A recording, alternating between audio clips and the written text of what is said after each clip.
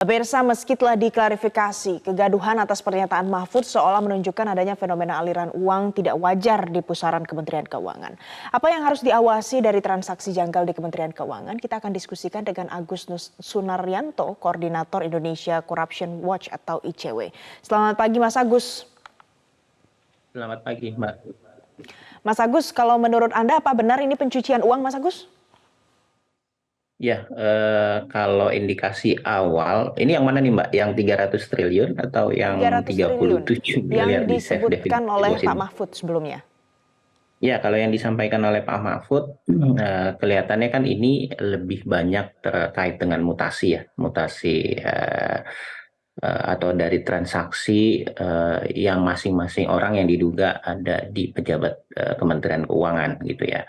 Nah, apakah kemudian itu terkait dengan suap, terkait dengan korupsi dan lain-lain, itu juga harus ditelusuri. Dan kalau dilihat dari pernyataan Ibu Sri Mulyani kemarin kan sepertinya memang Kementerian Keuangan sendiri belum memiliki informasi soal besaran dari nilai uangnya gitu. Nah, memang kalau dari sisi kewenangan PPATK itu hanya menyerahkan umumnya kepada aparat penegak hukum, terutama penyidik-penyidik di KPK, kepolisian, kejaksaan, ataupun misalnya BNN. Nah, untuk pejabat kementerian lembaga, mungkin nanti dalam komite koordinasi, dan kebetulan ketua komite koordinasinya kan kalau berdasarkan Perpres itu memang ada di Menko Polhukam, otomatis Pak Mahfud sebagai Menko pasti memiliki informasi yang lebih detail terkait dengan mutasi rekening atau transaksi yang mencurigakan tersebut. Jadi menurut saya relatif wajar kalau ada perbedaan persepsi ya antara Ibu Sri Mulyani ataupun dengan Pak Menko. Tapi pada prinsipnya kan itu informasi yang sudah sebenarnya memang harus diklarifikasi. Case by case itu harus ditelusuri, apalagi informasinya sudah cukup lama. Mas Agus, 2009 kalau menurut Pak Mahfud gitu ya, sedangkan Bu Sri Mulyani kemarin bilang malah sejak 2007. Tapi 2007. yang Mas Agus, ya Mas Agus ya mungkin tidak kalau dari 2009 sampai dengan 2023 ini kan berarti sudah belasan tahun lamanya. Nah, ya kalau tidak terlihat, tidak terdeteksi seperti itu berarti ada yang salah dong sejauh ini. ya, menurut saya mungkin eksekusinya ya, eksekusi dari Kementerian Keuangan yang memang tidak terlalu jelas informasinya kepada publik sehingga kelihatannya seperti pembiaran. Kalau misalnya memang Kementerian Keuangan sudah memberikan sanksi dan lain-lain, harusnya diumumkan dalam kasus apa nih orang-orang yang diduga melakukan punya harta yang tidak wajar misalnya, atau terlibat dalam kasus apa saja. Menurut saya itu yang harus disampaikan kepada publik. Jangan hanya menyampaikan bahwa sudah Oke. diberikan sanksi A, B, C, D, tapi tidak ada informasi yang jelas sebenarnya orang tersebut dalam jabatan apa, namanya siapa. Menurut saya itu harus disampaikan kepada publik, karena orang-orang ini kan melanggar hukum. Dia tidak Hmm. menyampaikan harta tidak wajar, atau misalnya dia melakukan atau terlibat dalam transaksi yang ilegal.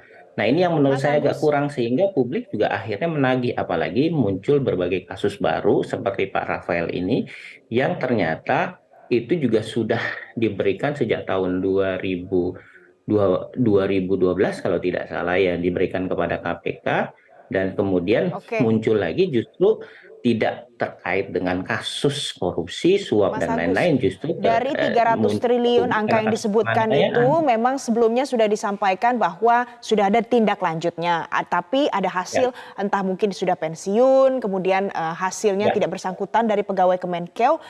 Itu kalau sudah konteksnya seperti itu, apa yang harus dilakukan sekarang kalau memang sudah pensiun? Kalau misalnya sudah pensiun, secara administrasi kepegawaian dia selesai. Tapi kalau bicara soal pidananya, itu tetap harus bisa ditindaklanjuti gitu. Makanya ini kan butuh informasi juga dari Kementerian Keuangan. Misalnya, oke, dia sudah pensiun, tidak bisa ditelusuri. Loh, basis data awalnya bagaimana? Apakah ketika Hmm. pertama kali mendapatkan informasi dari penegak hukum ataupun dari PPATK itu sudah ada penelusuran atau belum? Kalau sudah ada penelusuran, ya sampaikan dong kepada KPK lagi atau PPATK lagi apa yang sudah dilakukan. Nah, kalau sudah dilakukan seperti itu, selesai administrasi kepegawaiannya, pidananya kan harus tetap berjalan. Nah, ini yang harus tidak berhenti sebelum dia meninggal. Kalau sudah meninggal, otomatis tentu hak hukumnya sudah dianggap selesai gitu, kewajiban hukumnya sudah dianggap selesai. Oke, jadi apapun alasannya, konteksnya masih tetap bisa ditelusuri, diselidiki lagi lebih Ya, lanjut. Mas ya, Agus, ya. Anda di ICW punya banyak informasi seputar korupsi. Dan dari antara 300 triliun ini, mungkinkah ada indikasi korupsi, suap, gratifikasi di dalam badan Kemenkeu itu seperti apa, Mas Agus? Ya, kalau secara umum memang saya tidak bisa berspekulasi ya bahwa kasus-kasus tersebut apakah ada kasus korupsi dan lain-lain gitu ya, karena posisi Kementerian Keuangan kan memang strategis, bukan hanya bicara soal kementerian lembaga, tapi juga pemerintah daerah. Banyak dana-dana transfer yang disampaikan Kementerian Keuangan ke daerah dan yang sudah jelas-jelas terkena pidana juga cukup banyak kan, ada beberapa kasus. Tapi kalau dari sisi ini lagi-lagi harus dicek apakah benar uang-uang tersebut adalah terkait dengan transaksi yang mencurigakan, kaitannya dengan ilegal, kegiatan-kegiatan ilegal, entah itu transaksi gratifikasi, suap dan lain-lain. Karena lagi-lagi seperti yang disampaikan di beberapa media juga disampaikan mantan Ketua PPATK Pak Yunis, kan nggak semuanya uang yang beredar misalnya jumlahnya miliaran atau triliunan itu terkait dengan jumlah saldo, tapi bisa Hmm. saja mutasi yang sengaja diputar balik gitu ya, transaksi kemana balik lagi dan lain-lain, tapi jumlah jumlah uang atau saldonya bisa saja lebih kecil. Nah, transaksi yang muter-muter itu kan bagian dari upaya penyamaran dari bisa saja kegiatan-kegiatan ilegal tersebut sehingga dianggap sulit untuk ditelusuri. Nah, ini tentu tantangan bagi PPATK ataupun Kementerian Keuangan kalau ini sudah terpublikasi jumlahnya. Menurut saya memang koordinasi harus diperkuat lagi dengan PPATK, ditelusuri uangnya uang siapa saja, haknya itu hak dari Kementerian Keuangan atau kementerian atau lembaga lain ataupun pemerintah daerah, sehingga harus bisa ditelusuri. Kalau modus ya pasti banyak yang kami Oke. pantau ya, ada yang terkait dengan pemeriksaan dan lain-lain, bahkan itu bukan hanya terkait dengan pejabat Kementerian Keuangan, pihak swasta pun ada yang diduga terlibat misalnya dalam kasus-kasus yang kami pantau gitu ya. Jadi ini angka 300 triliun itu mungkin terkesan besar, tapi bisa jadi ada banyak cara untuk menyamarkan uangnya. Tapi kata orang adalah Betul. follow the money. Kalau follow the Ya. money, apapun yang terjadi berarti tetap bisa terlacak dan ditelusuri. Benar begitu, Mas Agus? Ya, menurut saya ke digital keuangan gitu ya, keuangan sekarang kan transaksinya sifatnya digital. Bahkan ada ide-ide misalnya dengan menggunakan eh, pendekatan yang baru-baru sekarang ini yang pakai Bitcoin dan lain-lain. Tapi sejauh ini menurut saya dengan kemampuan intelijen yang dimiliki oleh PPATK dengan software yang mereka miliki, terbukti kan sementara ini terlihat ya bahwa ada Hmm, indikasi misalnya transaksinya mencapai 300 baik. triliun. Tinggal uang itu mengalir kemana saja, bagaimana modus penyamarannya, apakah kemungkinan ada